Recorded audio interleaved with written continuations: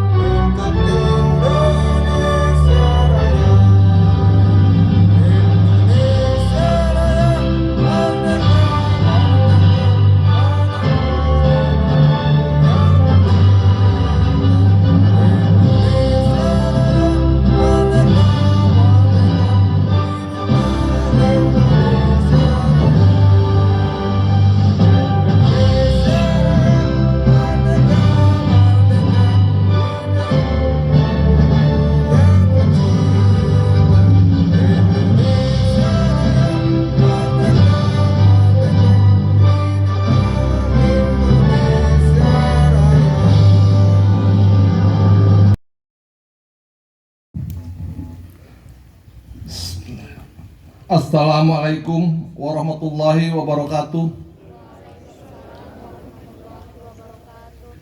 Selamat pagi dan salam sejahtera untuk kita semua.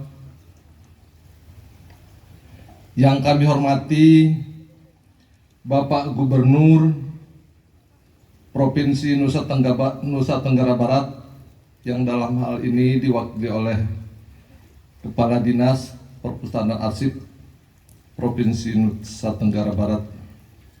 Yang kami hormati Bunda Literasi Provinsi Nusa Tenggara Barat, Ibu Hajah Niken Saptarini Widyawati, yang tidak asing lagi. Kita berikan tepuk tangan buat beliau. Setelah beliau dikukuhkan, sering tampil di layar kaca. Belum lama beliau juga daring, Bu, ya, bersama Bunda Literasi NTT dan juga mantan Gubernur Banten Rano Karno, dan beliau juga anggota DPR Komisi 10, dan juga Pak Kepala Sarik Bando dan Golagong Duta Baca. Yang kami hormati Duta Baca Indonesia 2001-2025. Ini kalau istilah dari kami, Bapak Ibu, Bunda Literasi, beliau itu disebut 3H. Apa katanya? Masa hahaha gitu ya? Jadi namanya memang 3H, Heri Hendriana Haris. Tapi lebih populernya Golagong.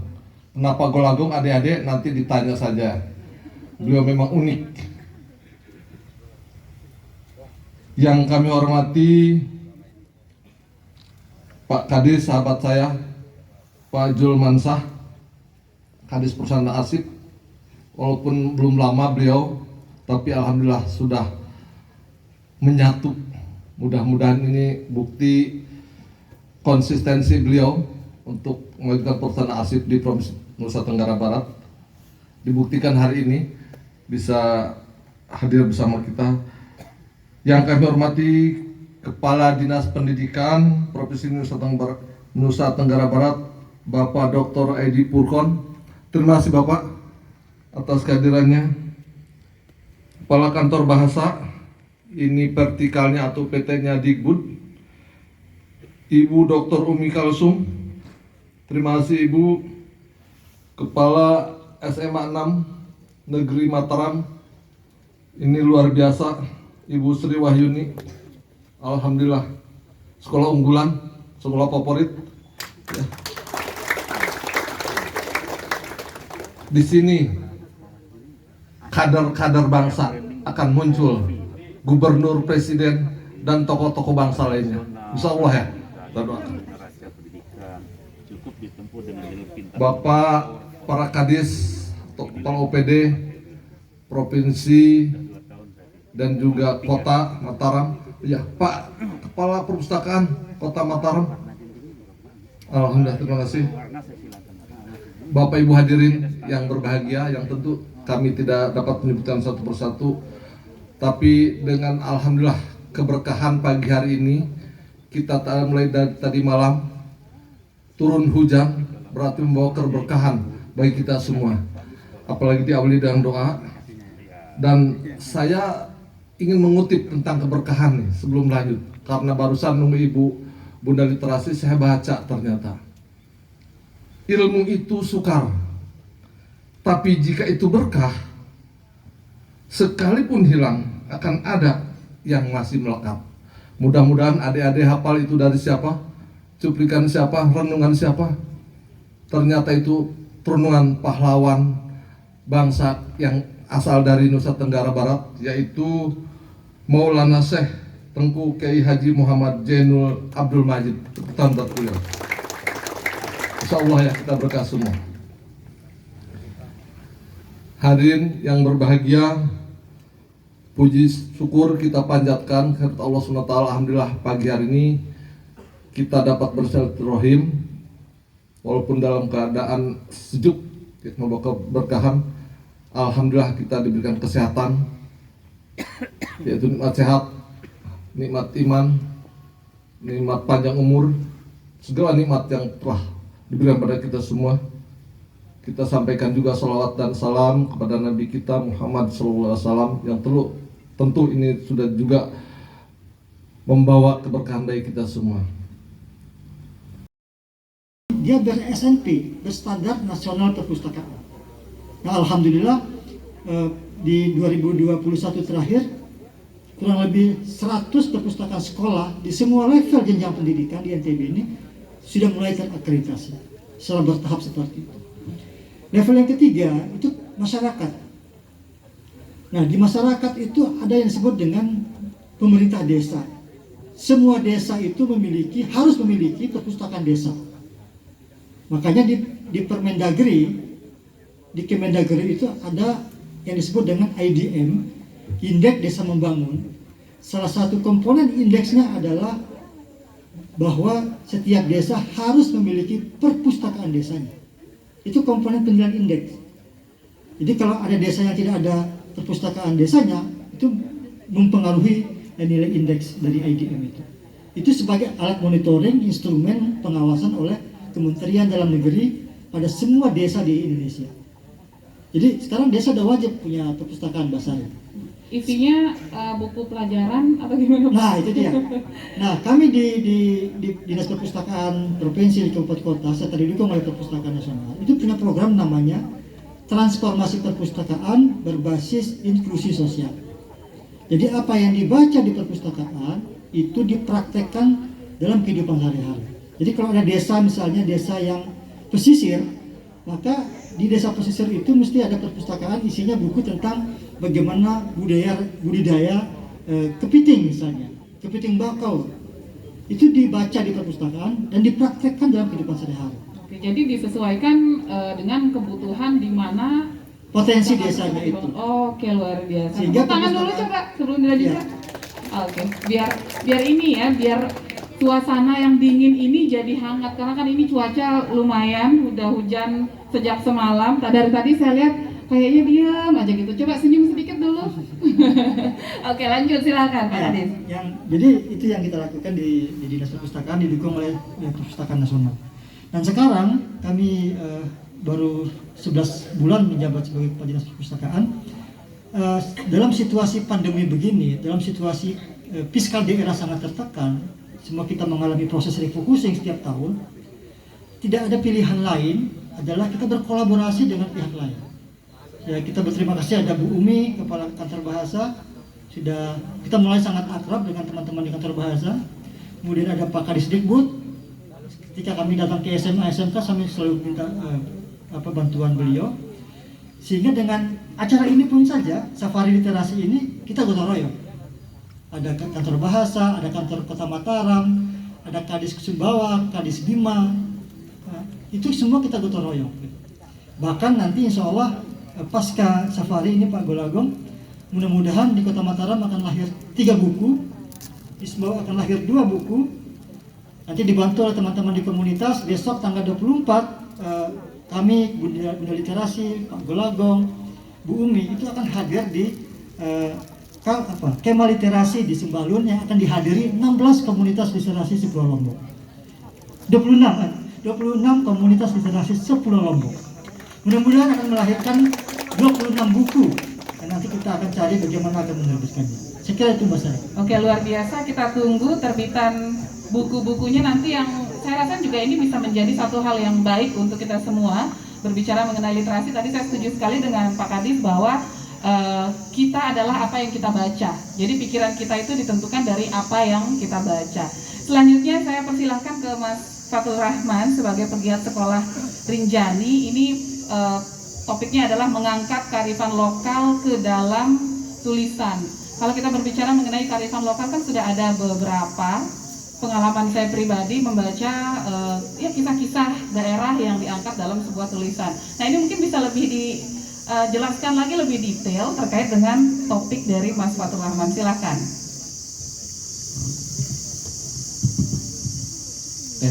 Makanan Sumbawa namanya sepat, minuman sehat namanya cerbat. Jika membaca bikin sehat, maka menulis bikin semakin hebat. Oke, Terima kasih atas kesempatan yang diberikan kepada kami. Sebenarnya Mbak Sari, saya ini ada di 3 tempat sebenarnya ya. Di satu sisi saya orang pemerintahan.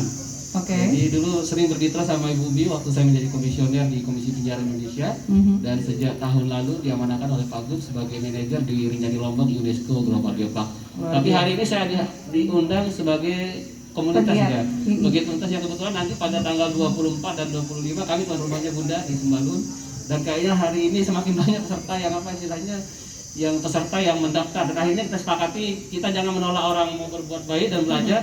Jadinya saya support akhirnya. Oke, setidaknya ini membuktikan bahwa sebenarnya minat baca kita tuh tidak rendah ya. Hanya saja mungkin aksesnya itu yang masih belum tercapai. Kami sangat yakin dengan bahwa minat baca itu tidak rendah, tetapi memang akses yang sangat terbatas. Terbukti itu Pak, waktu kami kegiatan Geopark Rinjani itu di Sembalun itu sangat antusias orang-orang sampai mereka sekolahnya mengarahkan di lokasi acara untuk baca buku. Jadi itu yang tidak pernah menjadi jangan menjadi berkecil hati bahwa kita NTB itu katanya rendah literasinya, kita jangan berkecil hati. Oke Mbak Sari, ini ya saya sebenarnya pengalaman lama menjadi jurnalis di Lombok Pos ya selama 10 tahun, pernah juga jadi TV, kemudian sekarang menjadi penulis di Mongaba Indonesia. Nah, sorry ya saya kerja lepas-lepas.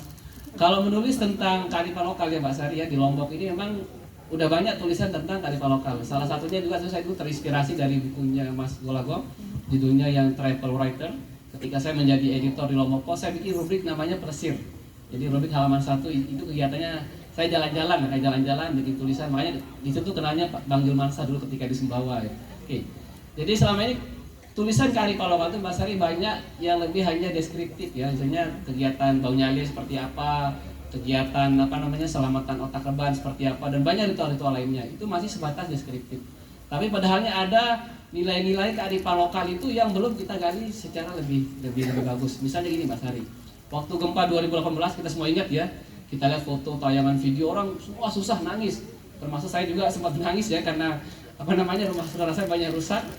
Tetapi ada satu kampung di Lombok Utara itu justru waktu saya berkunjung ke sana itu sudah teman saya nelpon, dia nangis-nangis sebelumnya.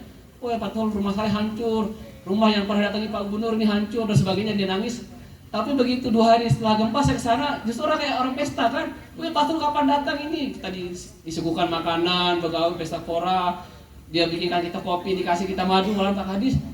Kenapa orang-orang ini gembira, kayak gembira. Oh ternyata memang sistem di masyarakatnya yang sangat kuat. Itu ada di Desa Gele Gumantar. Jadi Desa Gele Gumantar itu 100% rumah modernnya habis, rata dengan tanah. Tapi ada rumah-rumah tradisional itu yang kemudian membuat orang itu bertahan. Nah itulah kemudian yang pertama kali saya mengangkat tulisan itu di dalam di situs Mongabe Indonesia, dan itu hanya menjadi viral. Jadi dia diterbitkan di mongabe.com di Amerika, ada juga dikutip oleh Asian Times. Ternyata memang ada nilai-nilai budaya di masyarakat kita yang membuat kita tangguh. Sama ketika pandemi sekarang Mbak Sari. Jadi di ketika pandemi ini mereka santai-santai aja, tidak kekurangan bahan pangan. Mau 2 tahun, mau 3 tahun tidak ada bantuan beras, mereka masih bisa self support untuk menghidupi kebutuhan sehari-hari. Nah, cerita-cerita seperti itulah yang masih sangat kurang di dalam tulisan tentang kearifan lokal kita. Kita masih terjebak pada tulisan tentang tadi tradisi. Memang tradisi menarik gitu ya. Ya, tradisi itu menarik kita lihat. Kayak tadi misalnya ada tarian, berapa jenis tari, apa-apa nama tradisi kita, itu menarik untuk kita tulis. Nah, makanya kita itu membagi sebenarnya ada 5 sebenarnya bahan tulisan untuk kearifan lokal. Kalau sekarang masanya 5 konten. Yang pertama itu siklus hidup. Siklus hidup itu kalau kita gali di Lombok dan Sumbawa itu sangat kaya ya, mulai dari lahir sampai sampai dia meninggal itu Daur hidup. Ya, daur hidup itu biasanya memang harus tulisannya yang deskriptif. Kita menjelaskan tahap-tahapannya seperti apa, bentuk-bentuknya, apa-apa bahannya. Itu sifatnya lebih ke arah informatif, pengetahuan kepada pembaca. Yang kedua ada tulisan yang sifat yang berbau adat dan agama. Nah, ini harus agak hati-hati, sensitif. Kita di Lombok ini kan banyak kasus ya, orang keselio lidah. Nah, keselio lidah ketika dia mengangkat hal-hal tradisi atau ritual yang berkaitan dengan agama. Kita harus hati-hati. Di sini kadang-kadang terjebak penulis, dia menghakimi, membandingkan dengan apa yang diyakini. Nah, padahal di dalam tulisan atau apapun karya tulis, konten yang terkait dengan ritus adat dengan agama, kita menjadi, istilahnya kita hanya mengamati. Kita menggambarkan, mendeskripsikan apa keyakinan orang itu. Nah, supaya kita lebih istilahnya wise kan. Jadi apa yang diyakini orang itulah yang kita tulis. Selama ini banyak terjebak dia membanding-bandingkan dengan apa yang diyakini. Akhirnya terjadi adalah gaduh-gaduh seperti saat ini Lombok lagi gaduh kan.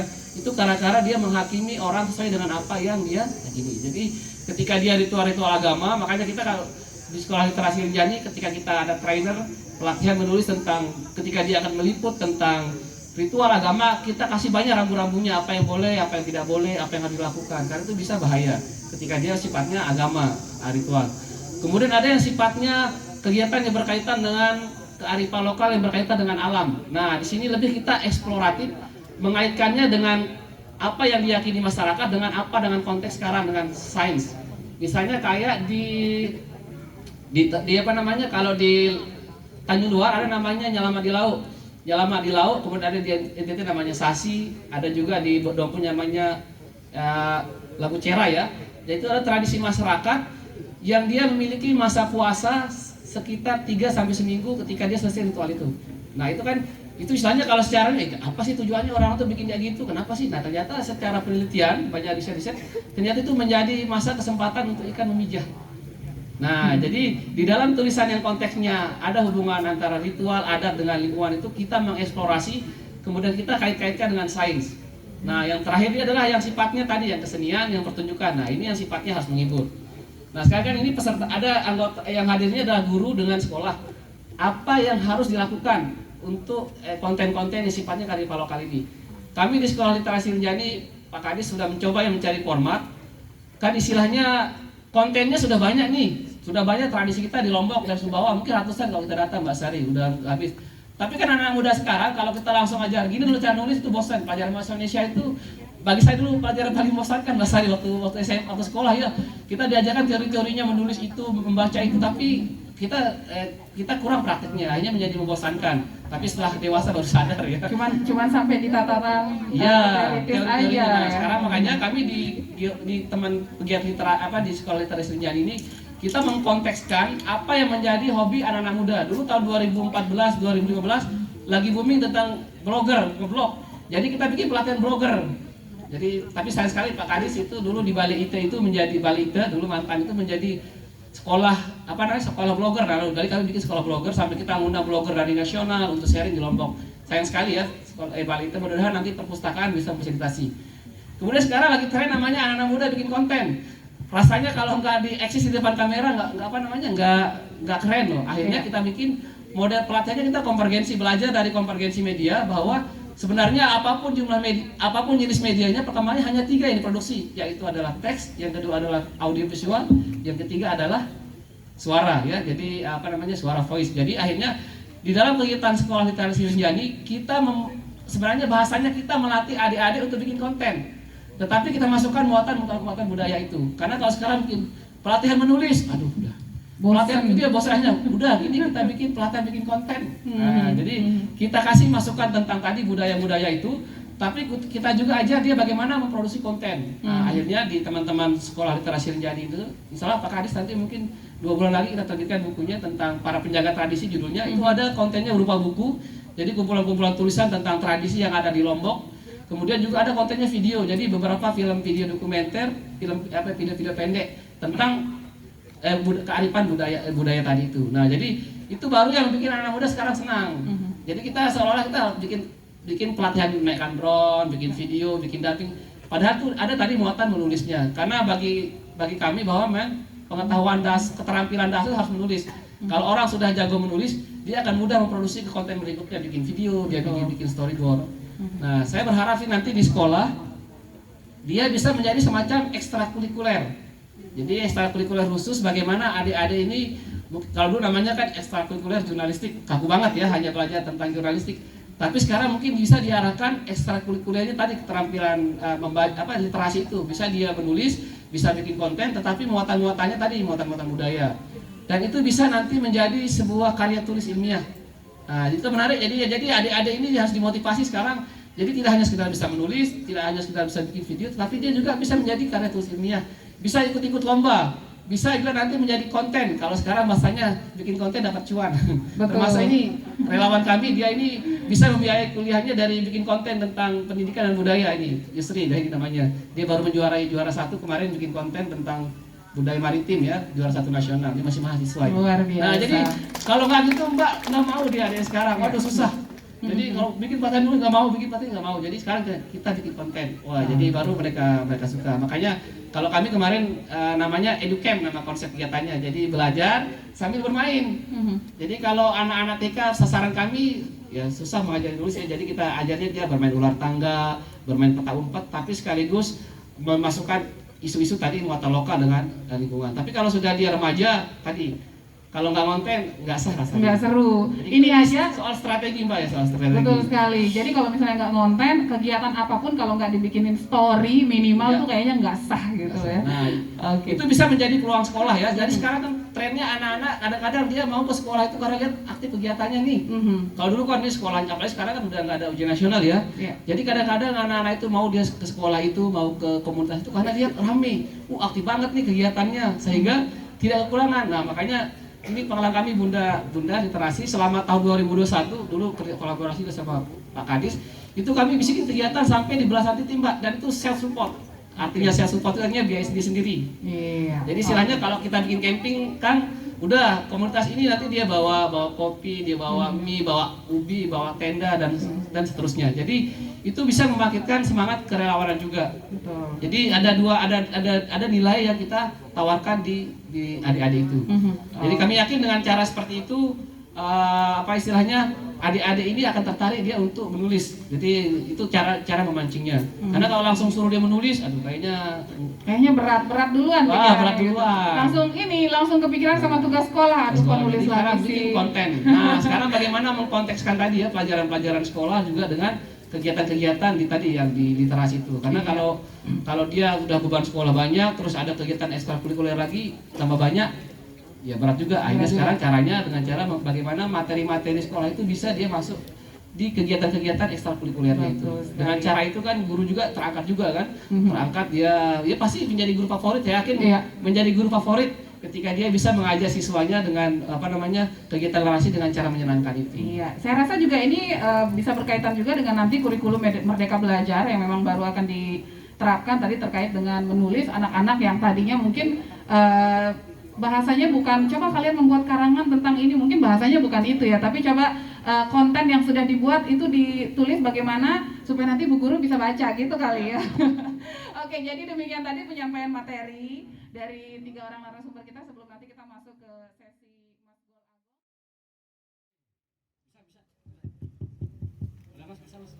Udah? Ya, bisa. Oke, terima kasih. Wah, saya senang sekali berada di sini. Perpustakaan Nasional Indonesia, Perpustakaan dan Kearsipan NTB, Dinas Pendidikan NTB, kemudian Ibu Umi Kulsum ya dari Kantor Bahasa NTB, terutama spesial Ibu Sri, Kepala Sekolah SMA 6. Saya senang sekali lihat itu gebiar literasi, luar biasa di sekolah. Saya ingin memulai paparan saya dengan menanggapi adik tadi soal membaca status, juga Fatur tadi ya bicara soal literasi digital. Saya pernah 12 tahun bekerja di RCTI tahun 96 sampai 2008. Mungkin adik-adik belum sekolah. Mbak, saya boleh langsung lupa saya. Mbak, Silakan. nggak apa-apa? Iya, silakan langsung aja. Oke. Betul, anak-anak sekarang generasi Z itu senang membaca status.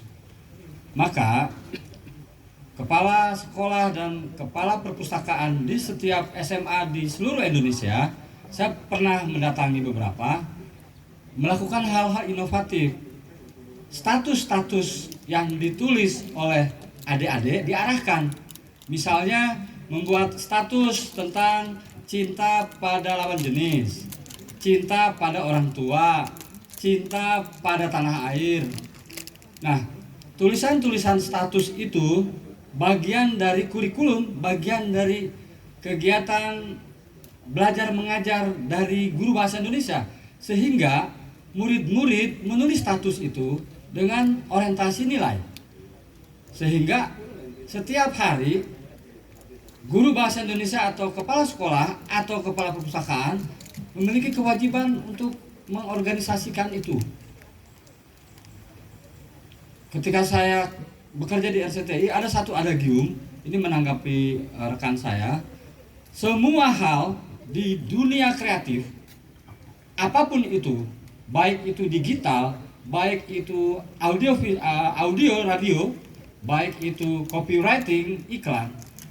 Jadi ada satu adagium yang gak bisa dibantah, semua dimulai ketika kata-kata disusun. Jadi tidak ada kegiatan kreatif tanpa melewati proses menulis. Dan yang mengatakan itu orang-orang pintar di dunia audiovisual, di dunia film, terutama di Hollywood. Jadi kalau misalnya adik tadi yang mahasiswa menjuarai video, ketika ada satu lomba yang memang standarisasinya jelas, diminta skenarionya. Jika tidak ada skenarionya, dia tidak akan menang. Jadi ketika lomba yang betul, standar lomba audiovisual, itu harus ada skenarionya. Yang paling pernah dengar Eagle Award dari Metro TV, itu dimulainya dari proposal, dari desain produk. Jadi kalau tidak ada bukti tertulis, berarti penyelenggara lomba itu harus dipertanyakan kualitasnya. Jadi kita semua, para pegiat literasi harus melewati proses menulis. Siapapun lembaganya ketika memulai mengadakan lomba audiovisual, itu harus dimulai dari penulisan naskah. Dengan cara seperti itu, yang tadi Pak Dedi katakan, kita tidak akan dihakimi. Nah, kesalahan-kesalahan dari kita dimulai dari itu. Ketika literasi digital dimulai, kita langsung memotong jalan, tidak melewati proses menulis. Maka yang ingin saya katakan sekarang adalah semua dunia kreativitas apapun itu dimulai dari kata-kata. Sehingga adik Dewa tadi yang mengatakan indikator atau parameter itu dari budaya menulis. Karena setiap orang yang menulis pasti membaca. Begitu rekan Tesari. Silakan mau memancing saya supaya Oke, jadi tadi satu hal yang menarik yang paling saya dengar dari Bunda Literasi yang juga menjadi pengalaman saya adalah kalau misalnya tadi Mas Golagong mengatakan bahwa orang yang bisa menulis itu pasti dia berawal dari membaca, begitu kan ya. Dan budaya membaca itu tidak bisa hadir begitu saja. Saya pribadi mengalami kebetulan Bapak, terutama Bapak saya itu juga suka membaca. Buku-buku beliau itu ada banyak sekali. Kita punya ada 2 lemari besar di rumah dan yang mana itu menjadi bahan bacaan saya juga. Dan beruntungnya saya juga adalah anak dari seorang guru. Jadi ibu kalau pulang ngajar itu bawa buku untuk kami baca di rumah. Nah sekarang yang menjadi ini mungkin tantangan tadi juga sempat dibahas, tantangan sekarang nih Mas Gong. Anak-anak sekarang kan yang dihadapi begitu mereka lahir mereka sudah hidup di era digital. Ya, digital natif itu. Betul sekali. Jadi bagaimana kita kemudian ini keluarga ini kan mau memancing mereka untuk suka baca sementara teknologi sudah berkembang begitu pesat. Akhirnya yang terjadi tadi orang lebih tertarik untuk membaca story orang, status orang. Nah ini kan tantangannya ke depan nggak cuma untuk orang tuanya aja, tapi juga untuk adik-adik yang ada di sini. Plus juga mungkin untuk Mas Gong sebagai seorang penulis untuk menarik orang suka baca dan akhirnya menulis. Oke, saya mulai dari siapa yang mau buku ini. Saya mau memulai tadi pertanyaan dari Mbak Sari, siapa yang mau buku ini? Pertanyaan saya ulang, siapa yang mau buku ini? Sekali lagi saya ulang, siapa yang mau buku ini? Saya sampai maghrib nih akan ngomong gini, siapa yang mau buku ini? Kesana, lari. Sekali lagi saya ulang, siapa yang mau buku ini? Asmaul Husna. Moderator juga mau, Mas Siapa Gong. yang mau buku ini? Oke. Jadi dimulai dari situ keterampilan mendengar. Jadi gini, pertanyaan besarnya adalah ketika kita tidak membuktikan keterampilan mendengar. Ya. Setiap saya berdiri di sini, Mbak Sari, banyak pertanyaan. Kenapa Golagong jadi duta baca Indonesia? Itu yang menarik. Ini dikaitkan dengan budaya membaca. Apakah karena Golagong itu hobi membaca sehingga Perpustakaan Nasional memilih saya jadi duta baca Indonesia? Adik-adik, perlu saya beritahu ya. Ketika saya terpilih jadi duta baca, diamanahi oleh Perpustakaan Nasional 31 April 2021, ada seorang ibu bertanya kepada saya, ibu dari Kalimantan. Pertanyaannya menarik, Pak Golagong, lewat telepon ya. Anak saya SMP kelas 3 ingin jadi duta baca Indonesia, Pak Dedi. Bagaimana caranya? Bertanya seperti itu. Dan saya bingung menjawabnya.